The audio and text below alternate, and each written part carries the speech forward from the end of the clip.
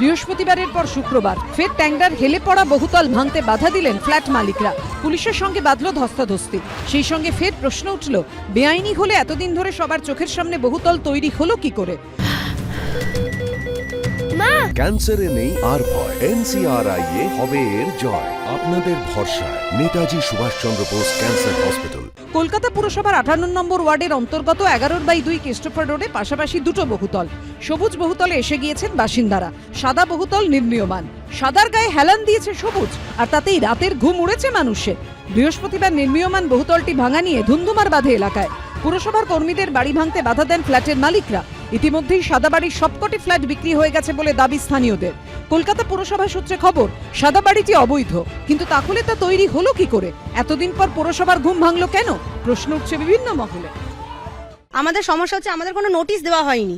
ভাঙা হবে যে পাশের বাড়িতে দেখুন নোটিশ টাঙানো আছে, কিন্তু ওটা এখনো ভাঙা, ওটার কোনো কথাই হলো না।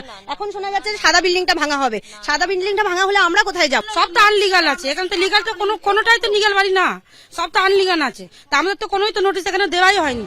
এদিন বিশাল পুলিশ বাহিনী নিয়ে বাড়ি ভাঙতে যান পুরসভার কর্মীরা। ফ্ল্যাট মালিকরা বাধা দিলে উত্তেজনা দেখা দেয়। পুলিশের সঙ্গে শুরু হয় ধস্তাধস্তি, পরে শুরু হয় বাড়ি ভাঙার কাজ। কোনো নোটিশ আসেনি, কোনো নোটিশ আসেনি আমাদের কাছে, না তাও নোটিশ আসেনি। আমরা এতগুলো লোক থাকি, কেউ নোটিশ দেয়নি।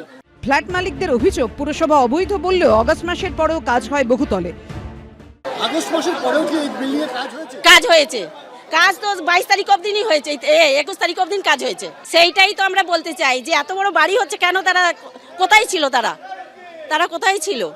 এখন মেয়র আশ্বাস দিচ্ছেন, ফ্ল্যাট মালিকরা আবেদন করলে বাংলার বাড়ি তৈরি করে দেওয়া হবে।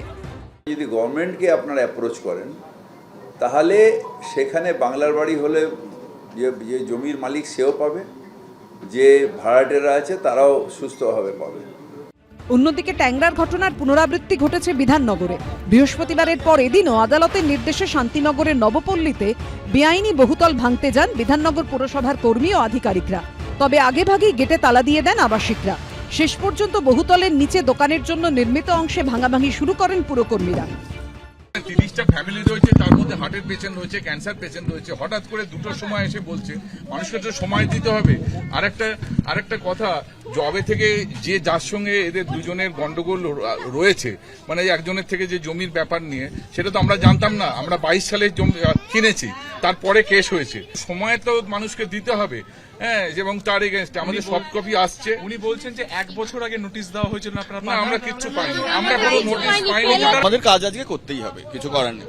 হবে, হ্যাঁ, একদিনে হয়তো ডেমোলিশন কমপ্লিট হবে না, আস্তে আস্তে হবে। হায়ার অথরিটি ঠিক করবেন কিভাবে সরাবেন না করাবেন। আমাদের ফোর্সফুলি কাজটা করতেই হবে, কিছু করার নেই। কোর্টের নির্দেশ রয়েছে। 2023 সালে বিধাননগর পুরসভার অন্তর্গত শান্তিনগরের বেআইনি বহুতল ভেঙে ফেলার নির্দেশ দিয়েছিলেন কলকাতা হাইকোর্টের বিচারপতি অমৃতা সিনহা। এতদিনে তা কার্যকর না হয় হাইকোর্টে আদালত অবমাননার মামলা দায়ের হয়। গতকাল সেই মামলার শুনানিতে বেআইনি নির্মাণ নিয়ে বিচারপতি তার কড়া অবস্থানের কথা জানিয়ে দেন। বিচারপতি বলেন, বেআইনি নির্মাণ ভাঙতে পুলিশ ব্যর্থ। আদালত জানে কি করে তার নির্দেশ কার্যকর করাতে হয়। প্রয়োজনে আধা সেনা নামানো হবে। আদালতের কড়া অবস্থান জানার 1 ঘন্টার মধ্যেই বৃহস্পতিবার পুলিশকে সঙ্গে নিয়ে 36 নম্বর ওয়ার্ডে শান্তিনগরের নবপল্লীতে বেআইনি বহুতলে পৌঁছে যান পুর আধিকারিকরা। অনির্বাণ বিশ্বাস, সুকান্ত মুখোপাধ্যায়ের রিপোর্ট, এবিপি আনন্দ।